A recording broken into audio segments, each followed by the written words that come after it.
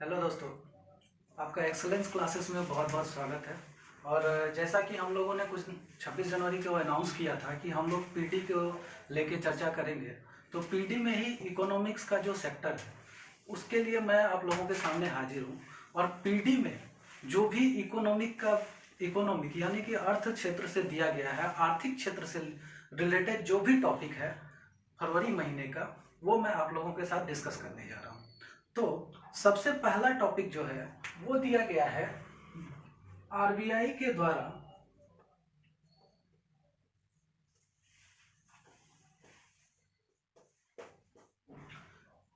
Bank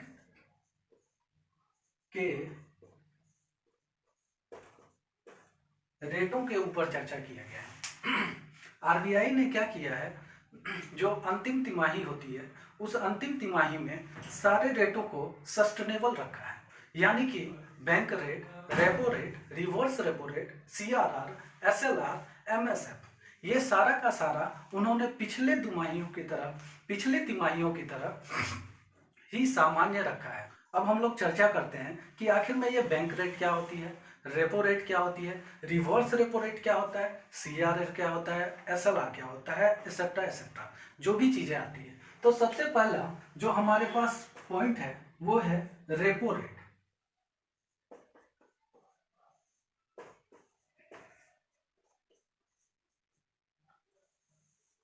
तो देखिए, repo rate को हिंदी में रेपो दर बोलते हैं, इसका कोई खास अंतर नहीं आता है। तो होता क्या है, हम लोग तो नॉर्मली देखते हैं कि बैंक में हम लोग जाते हैं, कैश डिपॉजिट करते हैं और विड्रॉल करते हैं।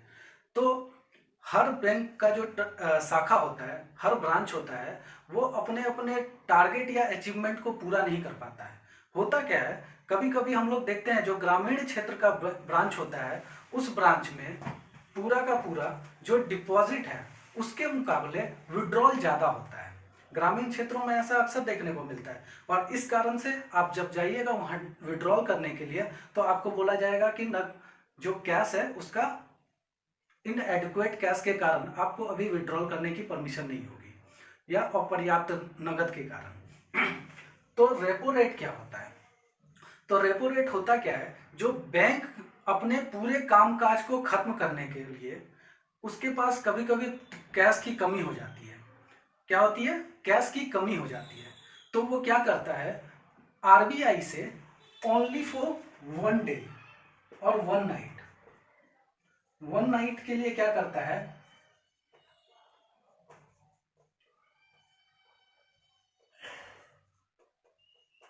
आरबीआई से लोन लेता है। क्या करता है, अपने ट्रांजैक्शन को कंप्लीट करने के लिए, अपने ग्राहकों को सारा भुगतान करने के लिए बैंक क्या करती है, एक रात के लिए आरबीआई से लोन लेती है। और यह लोन जिस इंटरेस्ट रेट पे आरबीआई बैंक को देती है, क्या होता है, बैंक एक रात के लिए आरबीआई से लोन लेती है, और वह लोन जिस इंटरेस्ट रेट पे दिया जाता है वो क्या कहलाता है, रेपो रेट कहलाता है। अब सवाल ये आया है कि आखिर में इस अंतिम तिमाही के लिए आरबीआई ने रेपो रेट कितना तय किया है। तो अंतिम तिमाही के लिए आरबीआई ने रेपो रेट 4.00% यानी कि 4% रखी है। क्या हुआ है, आरबीआई ने रेपो रेट कितना परसेंट रखा है, 4% रखा है। तो सबसे पहले हम लोगों ने क्या जाना कि रेपो रेट क्या होता है। रेपो रेट के बारे में मैंने क्या बताया कि बैंक को अपने दैनिक कामकाज को पूरा करने के लिए या ग्राहकों को भुगतान करने के लिए कभी कभी आरबीआई से एक रात के लिए लोन लेना पड़ता है, और वह आरबीआई क्या करती है, जिस रेट ऑफ इंटरेस्ट से बैंक को लोन प्रोवाइड करती है उसे क्या कहा जाता है, रेपो रेट कहा जाता है। और यह रेपो रेट आरबीआई ने कितना फिक्स कर रखा है, 4% तय रखा है। ठीक है। इसके बाद दूसरा आता है बैंक रेट।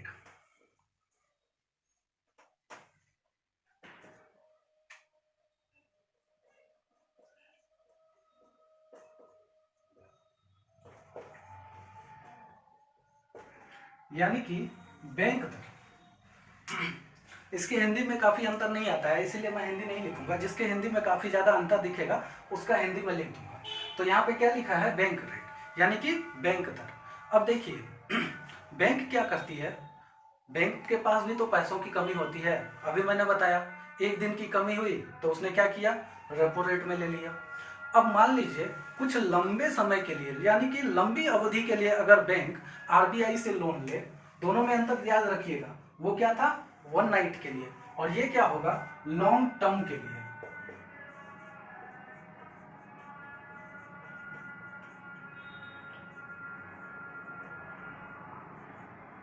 लॉन्ग टर्म के लिए बैंक क्या करती है, आरबीआई से लोन लेती है।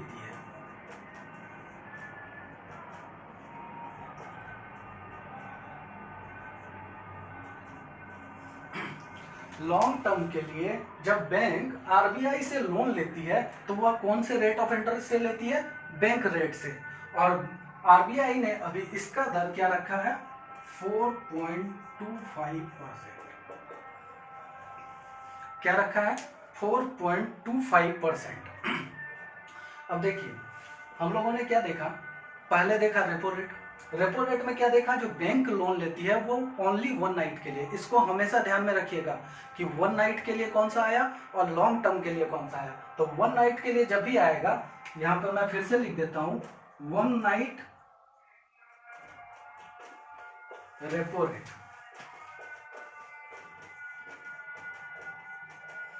और जब लॉन्ग टर्म के लिए आएगा तो लॉन्ग टर्म के लिए बैंक रेट। ठीक है, अब अगले पॉइंट की तरफ आते हैं। तो अगला पॉइंट है हमारा रिवर्स रेपो रेट।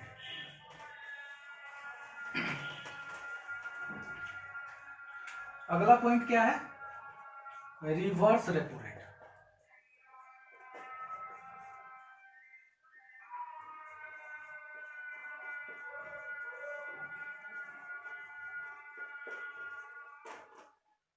देखिए अब इसमें क्या होता है, हम लोग तो देख रहे हैं हर जगह पे बैंकों के पास ट्रांजैक्शन हो रहा है।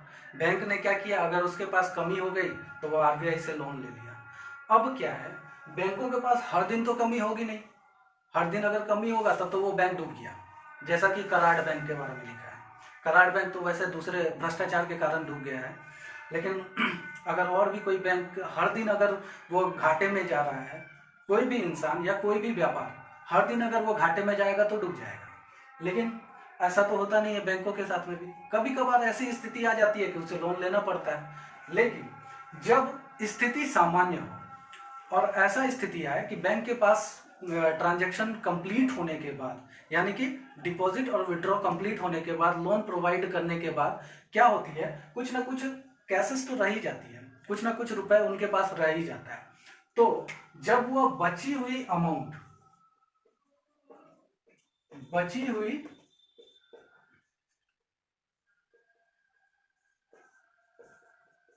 अमाउंट को आरबीआई के पास डिपॉजिट करती है,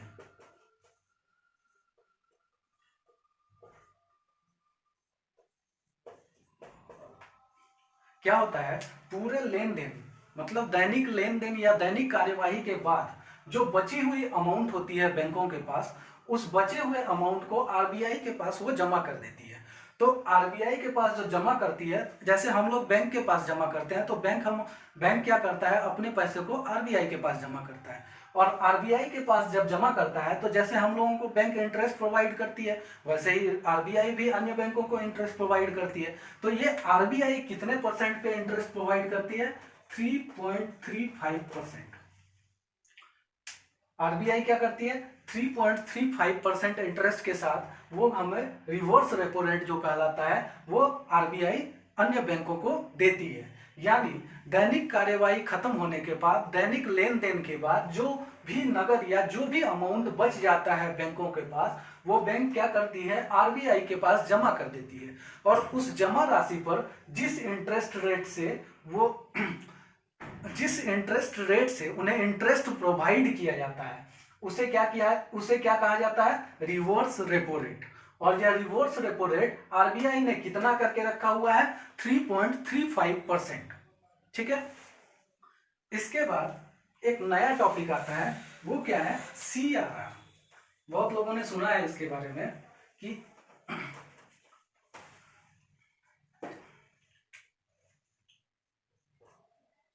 कैश रिजर्व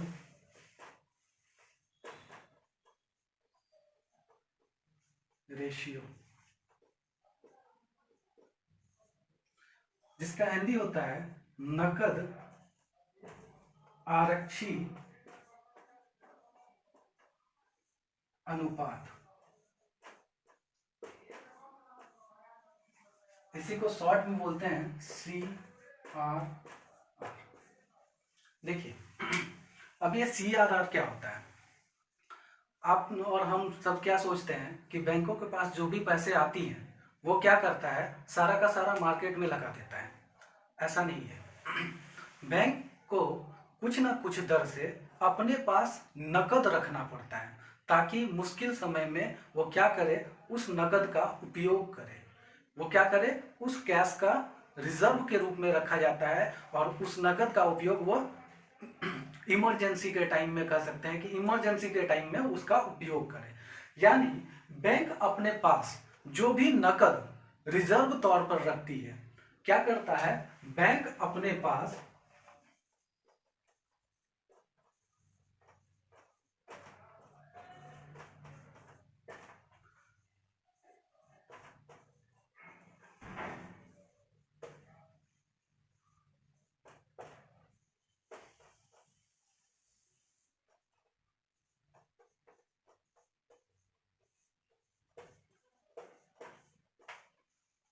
यानी मैंने क्या बोला कि बैंक अपने पास कुल जमा का कुछ ना कुछ हिस्सा आरक्षित रखती है, यानी रिजर्व रखती है। तो बैंक जो भी हिस्सा आरक्षित रखती है उसे ही नकद आरक्षी अनुपात कहा जाता है। अब क्या होता है कि ये जो रिजर्व है वो क्यों रखा जाता है? मान लीजिए बैंक ने क्या करा, सारा का सारा पैसा जो है वो अपने कस्टमरों में बांट दिया, और अचानक से उसके पास कोई बची हुई जो इंटरेस्ट रेट थी, बचा हुआ जो भुगतान था, जो उसके व्यापार के लिए चाहिए था, उसे देना हो, तो वो कहाँ से देगा? इसके लिए तो उसको लोन लेना पड़ेगा, और जिसका वो घाटा हो जाएगा। इन्हीं सब चीज़ों से बचने के लिए वो क्या करता है, कुछ कैश को अपने पास रिजर्व रख लेता है। तो ये जो रिजर्व रखता है उसे क्या कहा जाता है, कैश रिजर्व रेशियो। और यह आरबीआई ने कितना तय करके रखा हुआ है, तो 3%। आरबीआई ने इसे कितना परसेंट करके रखा हुआ है, 3% करके रखा हुआ है। अब दूसरा क्या आता है,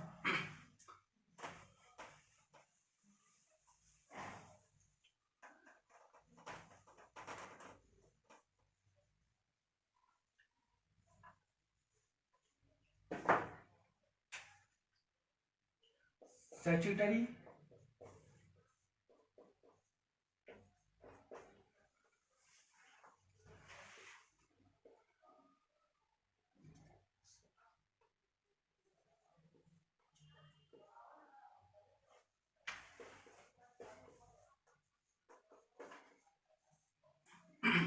अब देखिए, अब नया पॉइंट क्या आता है, स्टैट्यूटरी लिक्विडिटी रेशियो, यानी SLR। और इसका हिंदी क्या होता है, वैधानिक तरलता अनुपात।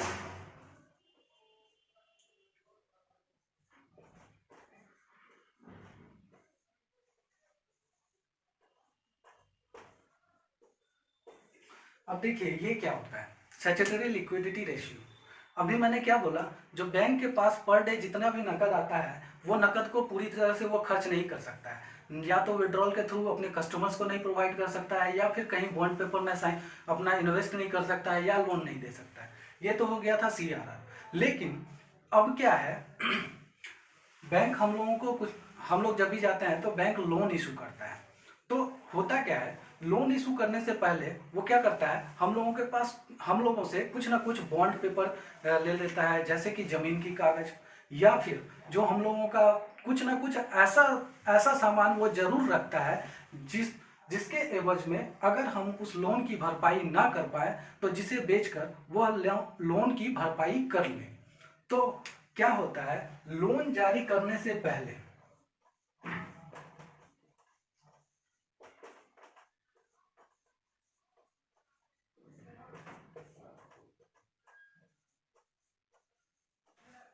लोन जारी करने से पहले बैंक क्या करती है, कुछ लीगल पेपर्स हम लोगों से ले लेती है। या तो वो हो सकता है आपके जमीन या आपकी प्रॉपर्टीज की पेपर हो, या फिर आपकी सैलरी की कुछ कॉपीज हो। कुछ ना कुछ ऐसी होती है, कुछ ना कुछ ऐसी पेपर्स होती है जिसको वो लोन जारी करने से पहले अपने पास रख लेती है। यानी कि ये बोलिए तो वो हम लोगों से कुछ ना कुछ प्रॉपर्टीज पेपर लेके गिरवी रखवा लेती है, और उसके बदले में वो क्या करता है, हमें लोन प्रोवाइड करता है। तो जिस वैधानिक तरलता इसीलिए कहा गया है, क्यों? क्योंकि वो लीगल पेपर्स को हम लोगों से अब ले लेती है। तो उसी लीगल पेपर को रखने के क्रम को, या फिर उस लीगल पेपर्स को जो अपने पास वो रखती है, उसे ही क्या कहा जाता है, स्टैट्यूटरी लिक्विडिटी रेशियो, यानी कि एसएलआर। और इसके लिए मैक्सिमम कितना डिफाइन किया गया है, ये मैक्सिमम डिफाइन किया गया है 40%। यानी कि आपने अगर 2 लाख की पेपर उन्हें दी है, तो वो आपको लगभग 80,000 तक के आराम से लोन दे सकते हैं। ठीक है। और प्रेजेंट में यह क्या है, 18% प्रेजेंट में है।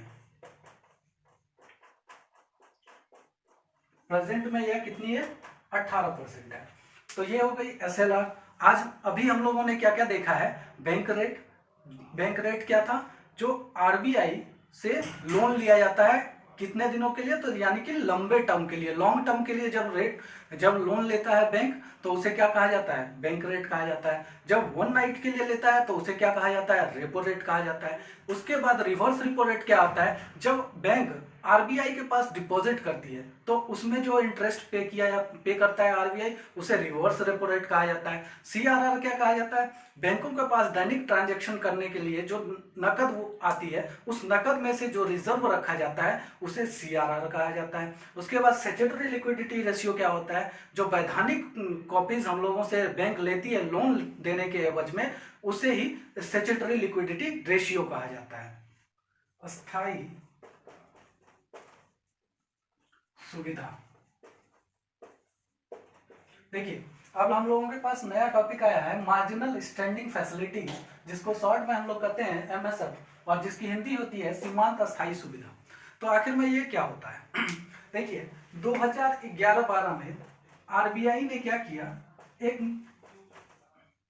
2011-12 में आरबीआई ने इसे लॉन्च किया था, एमएसएफ को लॉन्च किया था। इसके पीछे उद्देश्य क्या था कि जो बैंक होती थी उनके दैनिक कार्यों को करने के लिए जो पैसों की कमी होती थी वो आरबीआई द्वारा तो पूरा किया जाता था, और उसके बदले में रेपो रेट लिया जाता था। ठीक है। तो अब क्या हुआ, जब आरबीआई ने देखा क्या कि कुछ कुछ बैंकों को दैनिक कार्य कंप्लीट करने के लिए आरबीआई द्वारा प्रदान किए गए राशि से ज्यादा की जरूरत हो, क्योंकि भाई कोई भी इंसान, जब मान लीजिए हमें ही कुछ पैसों की जरूरत हो और हम अगर सामने वाले के पास जाएंगे तो वो क्या करेगा, हमारे सारे मेजरमेंट को नापेगा, हमारी जो हैसियत है उसके अनुसार हमें लोन प्रोवाइड करेगा।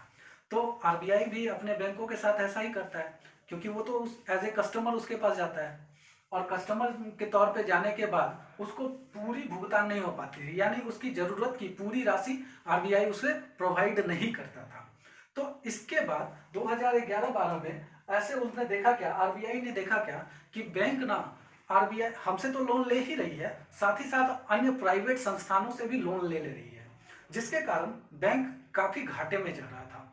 तो इस तरह से उसने क्या किया, 2011-12 में एक एमएसएफ यानी कि मार्जिनल स्टैंडिंग फैसिलिटीज लॉन्च की, जिसके तहत रेपो रेट की तरह ही उन्होंने बैंक को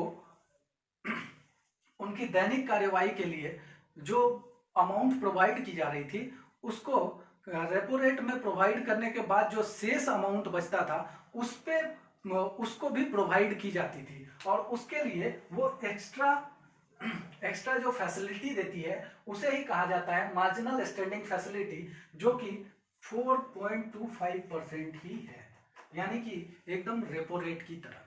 तो देखिए, आज की वीडियो में तो मैंने इतना समझाया, लेकिन इसके पीछे एक कारण है।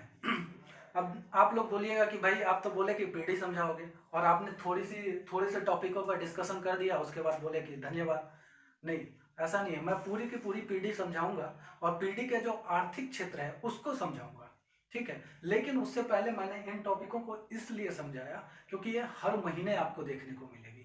हर महीने में ये आपको देखने को मिलेगा कि भाई repo rate, reverse repo rate हर तिमाही पे आपको देखने को मिल सकता है। एमएसएफ क्या होता है, एसएलआर क्या होता है, सीआरआर क्या होता है, तो हर टाइम तो मैं बताने नहीं आऊँगा। वैसे तो मैं हर वीडियो में आपको समझाऊंगा, लेकिन फिर भी मैंने स्पेशली इन सारी चीज़ों को समझा दिया ताकि आप लोगों को कोई दिक्कत ना हो। ठीक है दोस्तों, धन्यवाद।